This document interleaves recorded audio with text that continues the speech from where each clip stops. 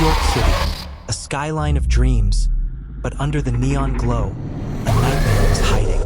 One missing girl would expose a trafficking ring more sophisticated and more terrifying than anyone imagined. The twist: the mastermind was someone sworn to protect the city. This is The Invisible Chains of New York. Welcome back to Behind the Scene Dark Deeds, where we uncover the crimes hidden between the lines of everyday life. Tonight's case will change how you see New York City forever, because what authorities found wasn't just a crime, it was a system. Ariana Lopez, 19 years old, disappeared after her evening shift in Times Square. A good student, steady job, close to her family, not your typical runaway profile. Her last phone ping came from a luxury midtown spa.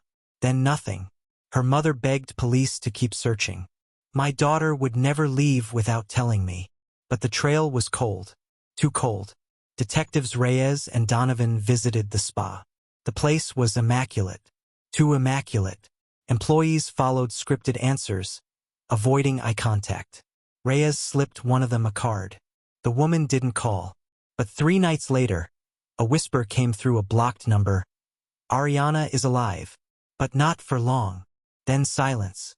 As detectives dug deeper, they found 4 other young women who had vanished in the same radius over the last 2 years. All overlooked, all dismissed.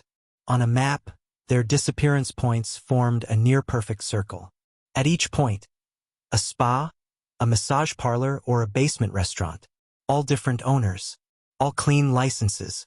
But the energy felt staged. Reyes felt it in her gut.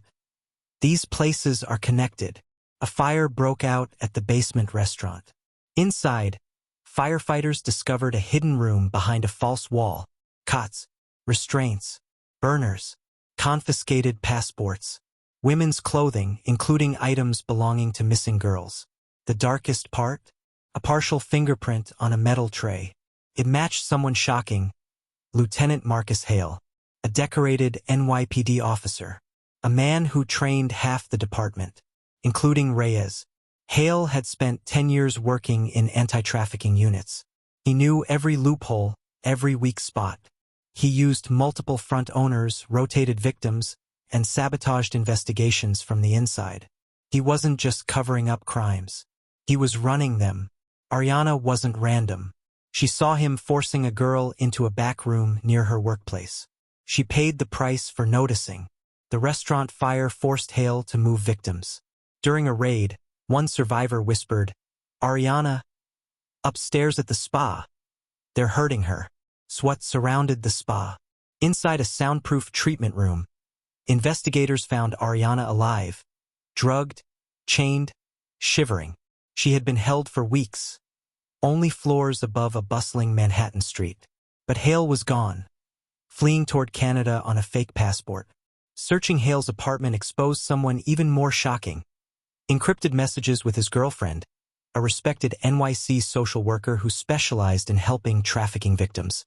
She had been screening vulnerable women and feeding him targets. The city froze. Their guardian angels were the predators.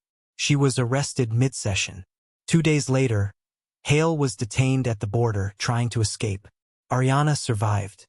Her testimony helped unravel the entire Skylight network. But the trauma rippled across the city. The NYPD had to rebuild an entire division. Citizens questioned how such evil hid in plain sight for so long. Ariana later said, "You walk past people every day. You never know which ones are trapped." If you've ever believed trafficking only happens far away, this case proves otherwise. Thank you for watching Behind the Scene Dark Deeds. If you want more stories from the shadows, hit subscribe and stay vigilant. Because sometimes, the darkness is closer than you think.